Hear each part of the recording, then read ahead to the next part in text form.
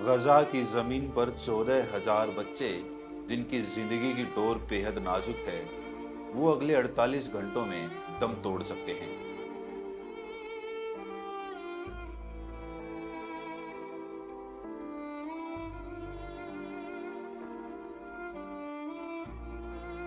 अगर उनकी मदद के लिए वक्त पर रिलीफ एड यानी कि राहत सामग्री नहीं पहुंची। ये जानकारी दी है यूनाइटेड नेशंस यानी कि यूएन ने। लेकिन क्या इस डिजास्टर को रोका जा सकता है? इसका जवाब जानने के लिए आइए पहले इस खबर की गंभीरता को समझते हैं।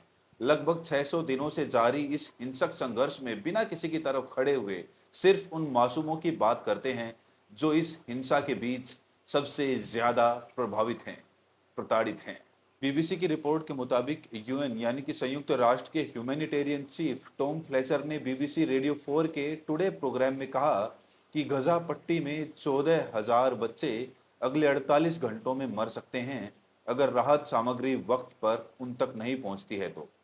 उन्होंने बताया कि हजारों ट्रक राहत सामग्री के लिए तैयार हैं, जिनमें खास तौर पर बच्चों के लिए खाना और पोषण मटेरियल शामिल हैं। लेकिन ये ट्रक अभी बॉर्डर के पार नहीं पहुंच पाए हैं। आप जानते ही हैं कि इस दौरान हिंसक संघर्ष चल रहा है इजराइल और फिलिस्तीन के बीच, जिसमें हमास एक छोर पर है और दूसरे छोर पर इजराइल की सरकार।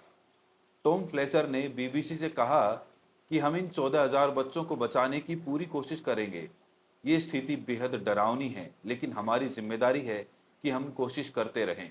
उन्होंने ये भी बताया कि रिलीफ एड पहुंचाने के रास्ते में कई बाधाएं हैं, लेकिन उनकी टीम हर जोखिम उठाने को तैयार है। अल जजीरा की एक रिपोर्ट के मुताबिक लगभग 3 महीने की पूरी नाकाबंदी के बाद इजराइल ने सीमित मात्रा में राहत सामग्री गजा भेजने की इजाजत दी। हालांकि उसकी क्वांटिटी, उसकी मात्रा बेहद कम है।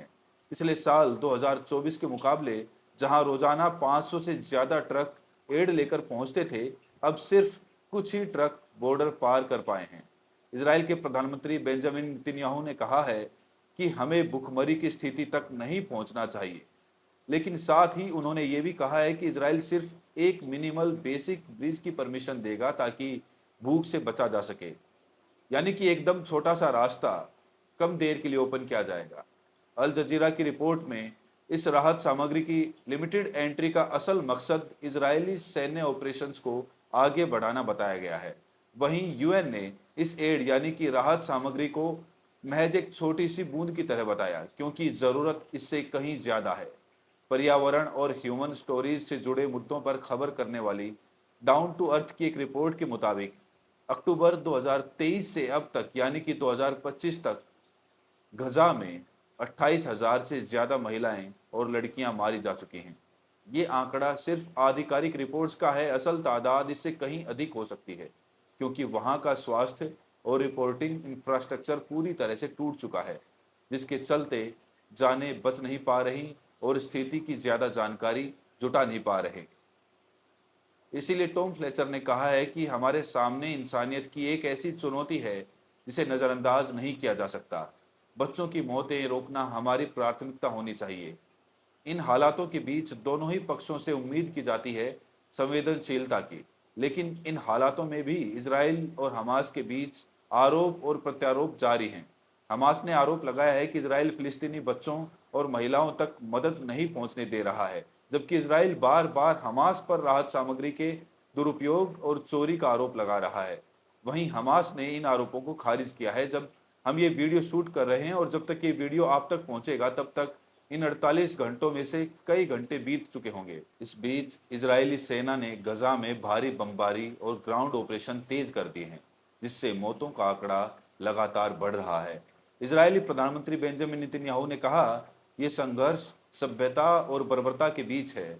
हम अपनी रक्षा के लिए पूरी ताकत से लड़ेंगे। और अलग अलग राजनीतिक बयानबाजियों के बीच नन्हे मासूम बच्चों की आवाजें, जो भूखे हैं, जो अपने बचपन से वंचित हैं, जिनके लिए कोई देश नहीं लड़ रहा, कोई सरकार नहीं सोच रही।